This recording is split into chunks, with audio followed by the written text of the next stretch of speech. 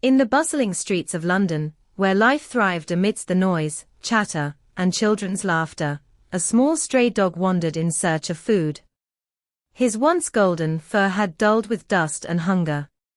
The locals called him Buddy, but most ignored him.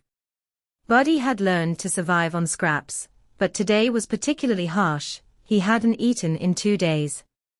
At the corner of the main bazaar was a butcher's shop, Steve's meat shop, from which the scent of fresh meat wafted. The shop's owner, Steve, was a burly man with a perpetually stern expression.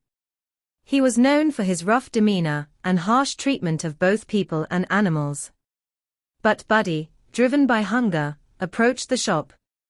His nose twitched as it picked up the tantalizing aroma of meat. Steve noticed Buddy lingering near the shop's entrance.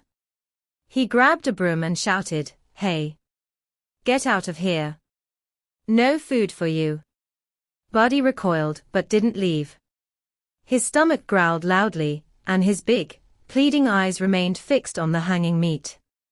Nearby stood Maria, a kind-hearted woman known for her compassion. Maria was a schoolteacher and found joy in helping anyone in need, be it a person or an animal. Seeing the scene unfold, Maria felt her heart ache for Buddy. "Mr. Steve," she said gently, "this poor dog looks so hungry. Can't you give him something?" Steve laughed sarcastically and replied, "If I start feeding every dog, how will I run my business?"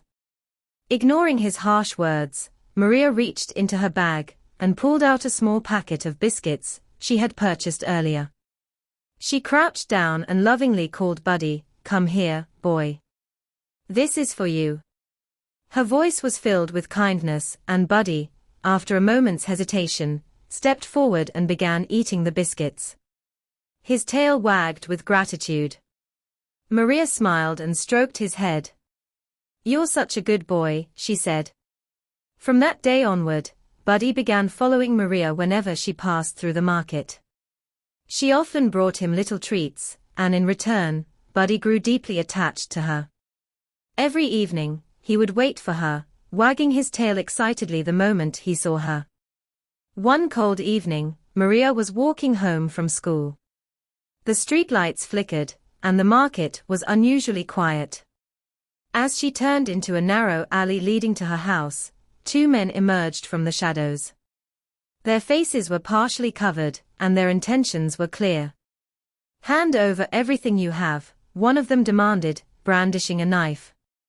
Maria's heart raced, and her hands trembled. "Please, let me go. I don't have much," she said in a shaky voice. One of the men snatched her bag, while the other grabbed her wrist tightly. Just as Maria was about to scream in fear, a loud growl echoed through the alley. Buddy, who had been silently following her, leaped at the men. His sharp teeth sank into one assailant's arm, making him cry out in pain. "Get this dog off me," the man yelled, but Buddy refused to let go. He barked and lunged so fiercely that the attackers panicked and fled, dropping Maria's bag in their haste. Maria collapsed onto the ground, trembling. Buddy stood protectively by her side, his body tense and his eyes scanning the darkness for further threats. Tears streamed down Maria's face as she hugged Buddy tightly. "You saved my life, Buddy," she whispered. The next morning, Maria made a decision. She couldn't leave Buddy on the streets any longer. She decided to take him home. Her elderly mother was initially hesitant, but soon warmed up to Buddy's gentle nature. Maria bathed Buddy, revealing his shiny golden coat beneath the grime. She took him to the vet, who confirmed that he was undernourished but otherwise healthy. Within weeks, under Maria's care, Buddy flourished. He became her shadow, always following her around and greeting her with joyful barks whenever she returned home. Buddy's bravery became the talk of the neighborhood, even reaching Steve's ears. One day, as Maria and Buddy passed by his shop, Steve called out to her. Is this your dog?" Maria nodded proudly.